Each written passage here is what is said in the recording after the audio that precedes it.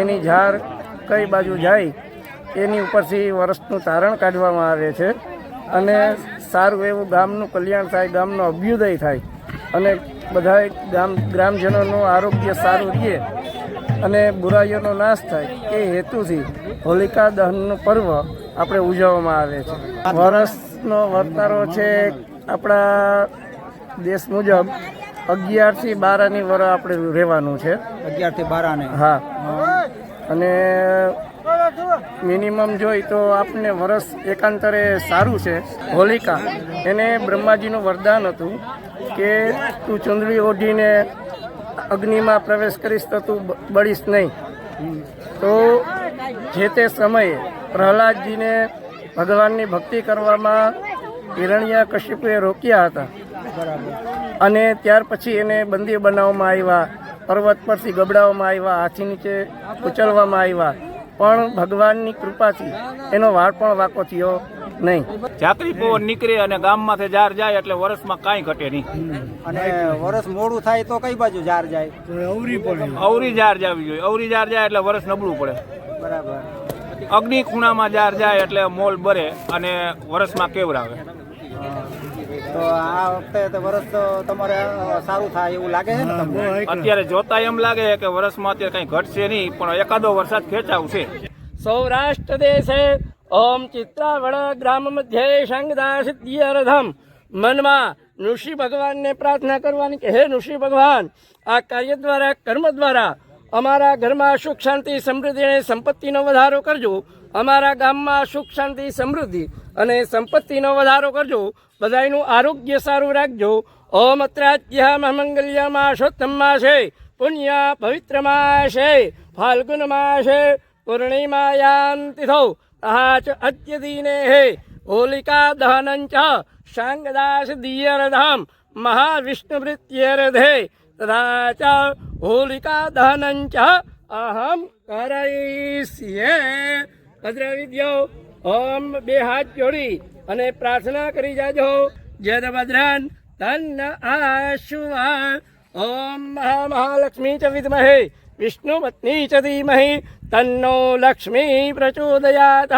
ઓમ મહાધાચ મહાવિષ્ણવે નમઃ. પ્રાર્થના પૂર્વક નમસ્કારાન નમસ્કરોમિ. બધા 3 વખત બોલજો. વિષ્ણવે નમઃ, વિષ્ણવે નમઃ, વિષ્ણવે નમઃ. ઓમ મહાધાચનુષિસ્વરૂપાય નમો નમઃ. સર્વ પાપ નિવૃત્ત્યર્થમ ઓમ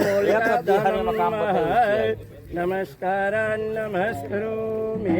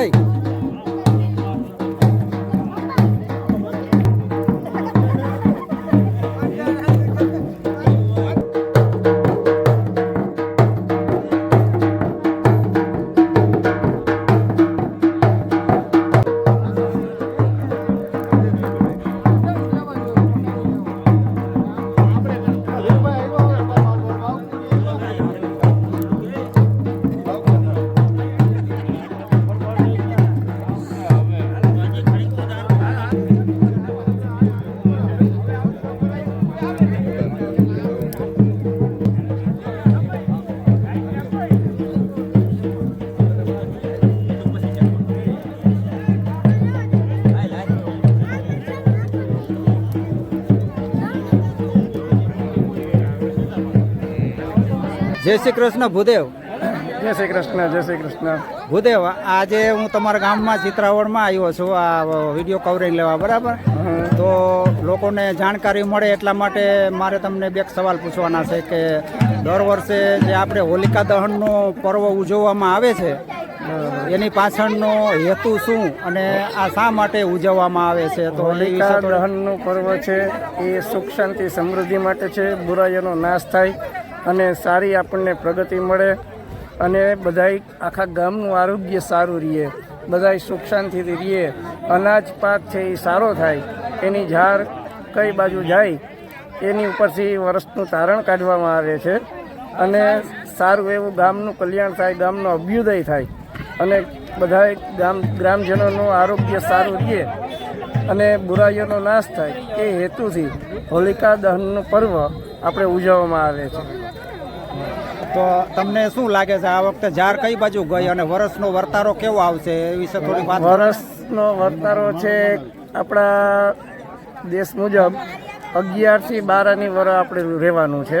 11 થી 12 હા, અને મિનિમમ જોઈ તો આપને વર્ષ એકાંતરે સારું છે અને એમાં બધાને સારું અને શુભ ફળ મળે એવી ભગવાન ઋષિ ભગવાનને આપણે પ્રાર્થના કરી છે, વિનંતી કરી છે કે બધાનું આરોગ્ય સારું રહે, ધન ધાન્ય સારું પાકે અને વર્ષ એકાંતરે સારું નીવડે એવી આપણે ભગવાન પાસે પ્રાર્થના કરી છે. મહારાજ, પછી આ હોલિકા દહનનો પર્વ જે શરૂ થયો ક્યારથી શરૂ થયો અને એની પાછળનો થોડીક ઊંડાણથી વાત કરો ને. હોલિકા દહનનું પર્વ ભગવાન પ્રહલાદજીએ જ્યારે ભગવાન પાસે આશીર્વાદ માંગ્યા અને એ વિષ્ણુ ભગવાનના પરમ ભક્ત હતા. કોણ? પ્રહલાદજી. હા, બરોબર. એને ભગવાને વરદાન આપેલું હતું અને જે હોલિકા દહનનું પર્વ છે એ હિરણ્યકશિપુની બહેન હોલિકા, એને બ્રહ્માજીનું વરદાન હતું કે તું ચુંદડી ઓઢીને અગ્નિમાં પ્રવેશ કરીશ તો તું બળીશ નહીં. તો જે તે સમયે પ્રહલાદજીને ભગવાનની ભક્તિ કરવામાં હિરણ્યકશિપુએ રોક્યા હતા અને ત્યાર પછી એને બંદી બનાવવામાં આવ્યા, પર્વત પરથી ગબડાવવામાં આવ્યા, હાથી નીચે ઉચલવામાં આવ્યા, પણ ભગવાનની કૃપાથી એનો વાળ પણ વાંકો થયો નહીં. અંતે હોલિકાએ કીધું કે મને બ્રહ્માજીનું વરદાન છે, હું પ્રહલાદજીને અગ્નિ ઉપર બેસી અને બ્રહ્માજીની હું ચુંદડી ઓઢી અને પ્રહલાદજીને મારા ખોરામાં બેસાડી અને હું એને બેસી, મને કાંઈ થશે નહીં, પણ પ્રહલાદજીનો નાશ થશે. પણ ભગવાનની પરમ ભક્તિ હતી. બ્રહ્માજીએ વરદાન આપેલું કે ભાઈ સત્કાર્યમાં તું વાપરીશ તો તને કાંઈ થશે નહીં, પણ જો અવરા માર્ગે એનો ઉપયોગ કરીશ મંત્રનો, સાધનાનો, તો એનું અવરિત ફળ મળશે. જેથી પવનનો વેગ આવ્યો અને ચુંદડી છે એ પ્રહલાદજીને ઉડાવાઈ ગઈ અને હોલિકાનો નાશ થયો. તેથી તે દિવસથી હોલિકા દહનનું પર્વ ઉજવવામાં આવે છે. હોલિકા દહન વિશે ખૂબ સરસ માહિતી આપી તમને, બદલ તમારો ખૂબ ખૂબ ધન્યવાદ. જય શ્રી કૃષ્ણ. જય શ્રી કૃષ્ણ. તમારું કુરજીભાઈ ને નામ તમારું? હા, તો આજે હું તમારા ગામમાં આવ્યો છું આ તમારી હોળીનું કવરિંગ લેવા માટે, બરાબર? ગામડાની હોળી, અમે શહેરની હોળી તો અમે લોકોને બહુ બધી બતાવી, બરાબર, પણ ગામડાની હોળી આ પહેલી વારમાં હું કવરિંગ લેવા આવ્યો છું.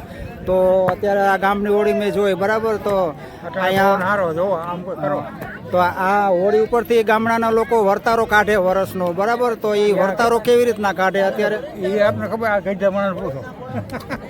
પવન સારો લ્યો ને, હાઈ ક્લાસ પવન સારો, આમ ફોટો કરી લ્યો. પવન ઉપર હોય બધું. એટલે અત્યારે કઈ બાજુનો પવન છે? બરોબર છે. અમારે અહીં ઝાંખરી પવન કહીએ એટલે તો આ પવન ઉપરથી તમે વર્તારો કેવો કાઢો? હાઈ વરસ ક્લાસ કેવું વરસ જાય? થાય. સારું થાય. વરસ સારું થાય. વરસ સારું થાય, વરસાદ પાણી સારા થાય, હા, વરસાદ પાણી બહુ સારું. વરસાદ સારા થાય કે અતિવૃષ્ટિ થાય કે કેવા થાય? અતિવૃષ્ટિને સારા થાય. સારા થાય, અતિવૃષ્ટિ નહીં થાય. અતિવૃષ્ટિને હા, એટલે મોલ પાણી પેદાશ લોકોના સારા પાકશે હા, હાઈ ક્લાસ પાક છે. તો સારું, લોકોને ફાયદો થાય ને. વરસાદ થાય એટલે તો પાકવાના જ હોય ને વરસાદ. તો આ તમે મોટી ઉંમરના છો, બરાબર, તમે જાજી દિવાળી જોયેલી છે એટલે તમને વધારે ખ્યાલ હોય. હા. તો આ વર્તારો તમે કયા હિસાબે તમે કાઢો, કયા એનું કયું ગણિત હોય? ગણિત વિશે થોડી વાત કરો ને. પવનનો જે અમે પ્રગટાવીને ઓળી પછી કી બાજુ પવન જાય છે ને એ ઉપર આખો વર્તારો આવી જાય. ઉતાસણીની પેલી જાર છે ને, ઝાકરી પવન નીકળવો જોઈએ. ઝાકરી પવન નીકળે અને ગામમાંથી જાર જાય એટલે વર્ષમાં કાંઈ ઘટે નહીં.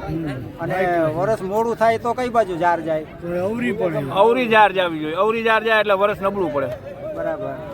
અગ્નિ ખૂણામાં જાર જાય એટલે મોલ બરે અને વર્ષમાં કેવરાવે. તો આ વખતે વરસ તો તમારે સારું થાય એવું લાગે છે ને તમને? અત્યારે જોતા એમ લાગે કે વર્ષમાં અત્યારે કઈ ઘટશે નહીં, પણ એકાદો વરસાદ ખેંચાવ છે. એવું છે એમ ને? હા તો આપણે બધા ભેગા થઈને ભગવાનને પ્રાર્થના કરીએ કે જે વરસાદ ખેંચાવાનો છે એ ન ખેંચાય અને તમારે બધાને ગામવાળાને બધાને મોલ મોલા સારા પાકે ધન ધાન્ય સારું પાકે અને તમારું વરસ સમૃદ્ધ જાય અને તમને બધાને ખૂબ લાભ મળે ખેતીમાં એ આપણે ભગવાનને પ્રાર્થના કરીએ બરાબર. અત્યારે એને આમ જોતા એવું લાગે છે કે ઝાર પેલા વેલા જે દર વર્ષે જે ઝાર નીકળે છે ને આ આજકે પેલા વેલા અત્યારે નીકળી છે. હવે જે અત્યારે ઝાર નીકળી છે એ પરફેક્ટ નીકળી છે. એટલે વર્ષમાં એમ કે પેલા વેલા વરસાદમાં થોડું ઘણું મોઢાગર જો સારો વરસાદ થાય તો વાંધો નહીં, નકર થોડીક વાવણી કેવરાવે. એટલે આ જે તમે વર્તારો કાઢો છો એ દર વર્ષે સાચો પડે કે ખોટો પડે ક્યારેય? સાચો પડે. એમાં અમારા અનુમાન પ્રમાણમાં અમે જે ઝાર જોઈને હાલી છે ને એ પ્રમાણમાં ગણતરી કરી છે તો સારું થાય છે. અને હોળીનું પહેલું મુહૂર્ત જે વહેલું હોય જેમ બને એમ એટલે વાવણી વહેલી થાય છે. એવું એમ? હા એટલે વાવણી કયા મહિનામાં થાય એવું કઈ આવ્યા ગણિતમાં? અમારે તો કાયદેસરનું ચોમાસું તો 15 જૂનથી જ બે છે.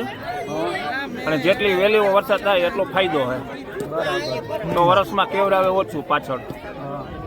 એટલે કોઈ નુકસાન થાય એવો વરસાદ નથી આવવાનો ને? નહીં નુકસાનકારક નથી. નુકસાનકારક વરસાદ આ ઓળના વર્ષમાં નુકસાનકારક નથી આવ તો સારું લોકોને રાહત રહે ને ઘણી. નકર તો ખેડૂતને એક તો માવઠાનો માર પડે અને પછી ચોમાસામાં અતિવૃષ્ટિ થાય તો લોકો હેરાન થઈ જાય ને બધા. સારું, તમારો ખૂબ ખૂબ ધન્યવાદ. તમે જે આ વર્તારા વિશે માહિતી આપી તમારો ખૂબ ખૂબ આભાર.